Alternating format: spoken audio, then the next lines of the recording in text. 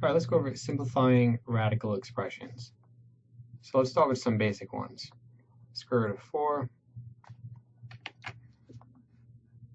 the square root of 9,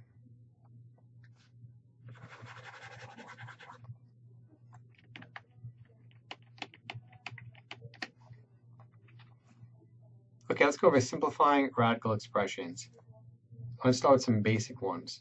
So the square root of 4, the square root of 9, square root of 16, square root of 25, square root of 36, square root of 49, the square root of 64, the square root of 81, and the square root of 100.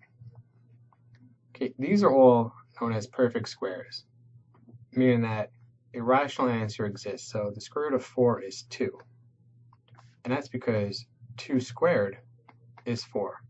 So square root's the inverse. The square root of 9 is 3, the square root of 16 is 4, the square root of 25 is 5, again because 5 squared is 25, the square root of 36 is 6, because 6 squared is 36, the square root of 49 is 7, the square root of 64 is 8, the square root of 81 is 9, and the square root of 100 is 10.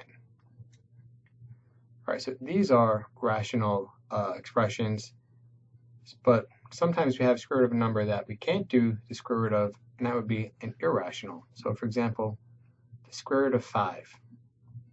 There's no integer that multiplied by itself would give you 5.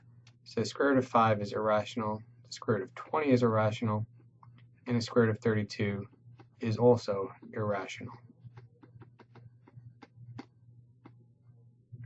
Okay, but just because they're irrational doesn't mean that we cannot reduce them. So let's take a look at that next. So the square root of 5, the square root of 20, and the square root of 32.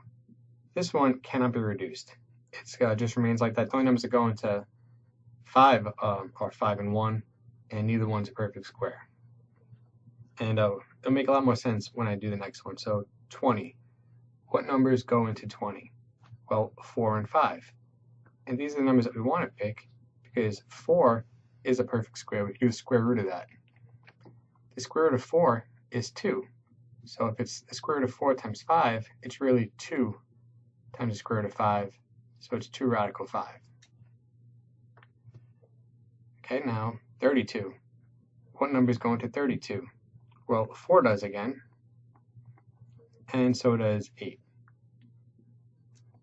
Okay, again, the square root of 4 is 2, so this is really 2 times the square root of 8. Okay, but we're not finished because the 8 can be broken down.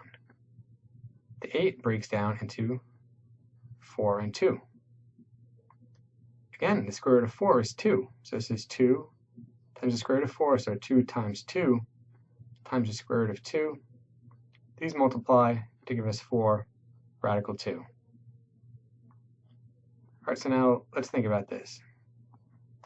We were able to break this down twice. We broke it down once into 4 and 8, then 8 into 4 and 2. So probably there's a bigger number we could have picked to go into 32, and that is 16. So square root of 16 times the square root of 2. Okay, 16 is a perfect square, so we want to find the biggest perfect square that goes into the number. So in this case, we have 16. The square root of 16 is just 4, and radical 2 is still radical 2. So you see, we get the same answer. So notice if we start off with the biggest possible perfect square that goes into the number, we get the answer immediately.